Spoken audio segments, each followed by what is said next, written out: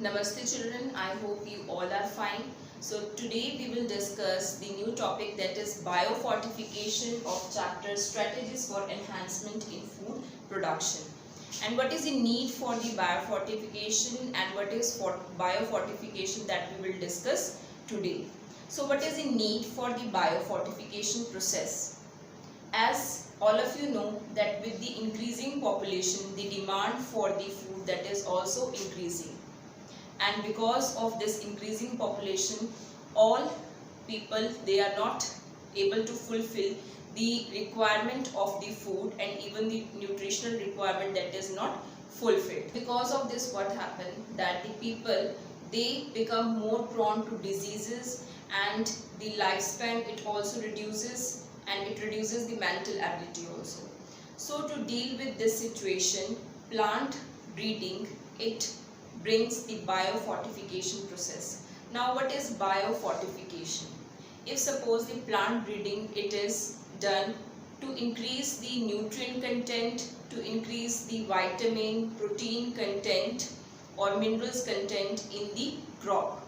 Okay, so that is known as biofortification.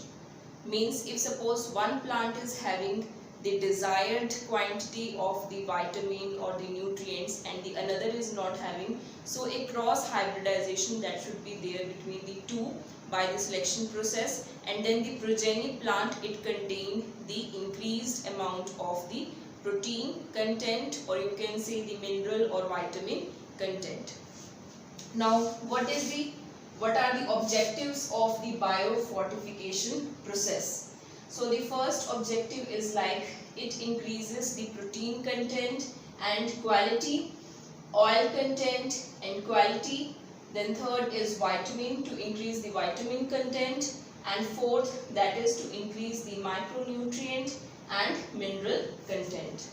Now next we will discuss that because of the biofortification, that how it helps to increase the nutrient content in the crop. So let's discuss with some examples.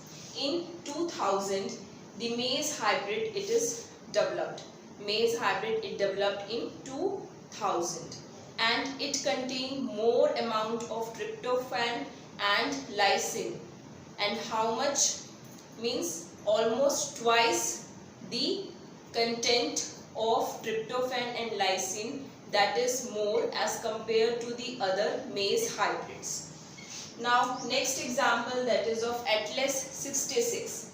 Atlas 66, it is a variety of wheat and it contains a high content of protein. And biofortification, it is also dealing to develop the iron fortified rich variety which contain more amount of iron as compared to the other varieties of the rice. So children, next we will discuss about the various crops that are biofortified rich variety, means having more content of vitamin, minerals, proteins and the various micronutrients. So let's discuss. Indian Agricultural Research Institute, New Delhi. This institute, it released several crops like vitamin A enriched crops like carrot, spinach and pumpkin. Vitamin C enriched crops, for example bitter gourd, bathua, mustard and tomato. Now next, iron and calcium enriched crops like spinach and bathua, and protein enriched crops like beans. So that is all regarding the biofortification.